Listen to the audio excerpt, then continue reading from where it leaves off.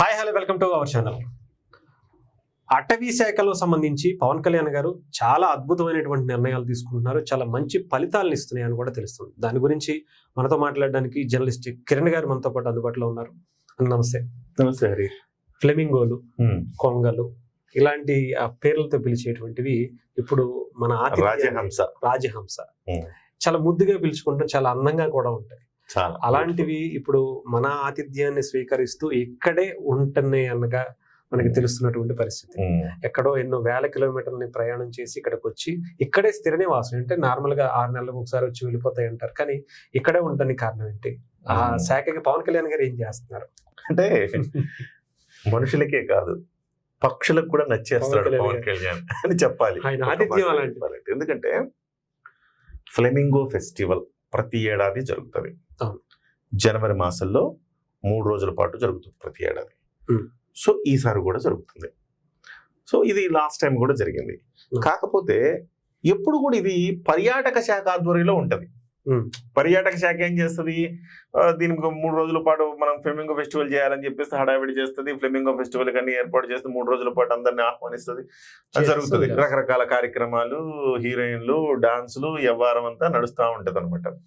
అయితే ఈసారి దానికి ఇప్పుడు దాకా ఏ అటవీ శాఖ మంత్రి కూడా ఈ ఫ్లెమింగో ఫెస్టివల్ టూరిజం శాఖ చూస్తుంది అనుకున్నాడే తప్ప ఈ ఫ్లెమింగో ఫెస్టివల్ కాకుండా ఈ ఫ్లెమింగోల గురించి మనం ఏం చేస్తామని ఆలోచించింది ఒక పవన్ కళ్యాణ్ గారు మాత్రం.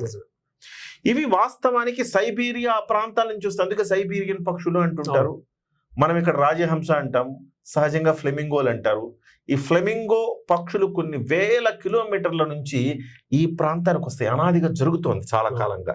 ఏంటవి? వేసవి విడిది అన్నట్టుగా మనకు వస్తుంటారు కదా, రాష్ట్రపతి గారు వేసవి విడిది, బొల్లారంలో ఏదో రాష్ట్రపతి అతిథి గృహం ఉంది అట్లా. సో వీటికి శీతాకాల విడిది. ఇది శీతాకాలం వస్తే చాలు ఇక్కడికి పరుగెట్టుకొని వస్తాయి. అక్టోబర్లో వస్తే మార్చి దాకా ఉంటాయి. ఫుడ్ వెతుక్కుంటూ వస్తే ఫుడ్ అని.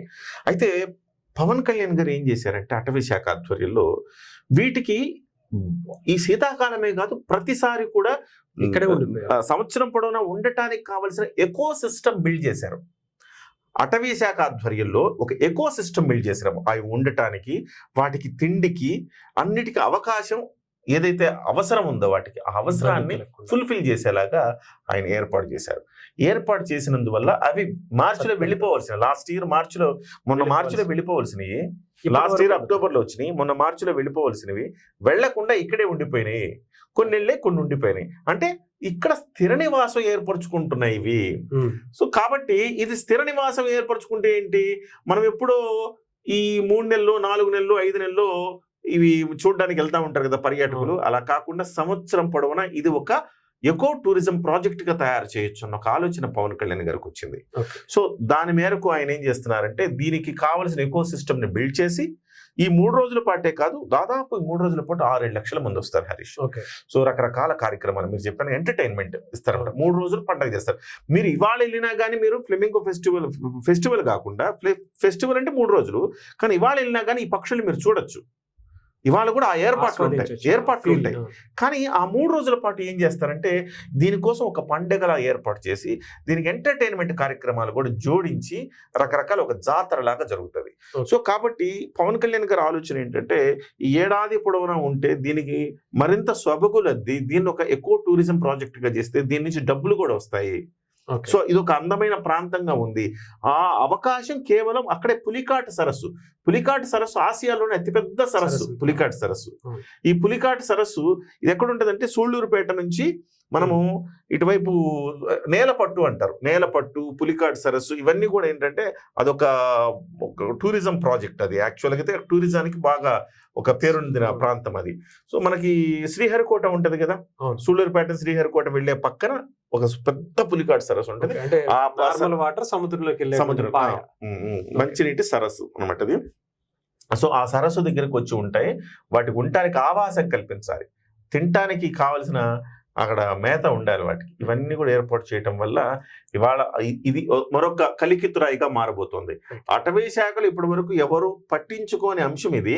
ఇది మనకేం సంబంధం రాబాయ్, ఇది పర్యాటక శాఖ సంబంధం మనకు లేదనుకునే దాన్ని కూడా పవన్ కళ్యాణ్ గారు పర్ఫెక్ట్ ప్లానింగ్ తోటి చేశారు. దీన్ని ఒకవైపు అందాలని పెంచడం, మరోవైపు సంపదను పెంచడం. ఈ రకమైన నిర్ణయము ఒక విజనరీకి ఒక నిదర్శనం అని చెప్పాలి. పవన్ కళ్యాణ్ గారు ఒక విజనరీ లీడర్ గా కూడా మారుతున్నారు. ఆయన పరిధిని పెంచుకుంటున్నారు. ఇప్పుడు హార్డ్ వర్క్ నేర్చుకోవడం కాదు, ఆయన నేర్పిస్తున్నారు కూడా అని మనం అనుకోవాలి. సో మనుషులకే కాదు, పక్షులకు కూడా, ఈ రాజహంసలకు కూడా పవన్ కళ్యాణ్ గారు నచ్చేశారు. రైట్, థ్యాంక్ యూ అండి, థ్యాంక్ యూ సో మచ్.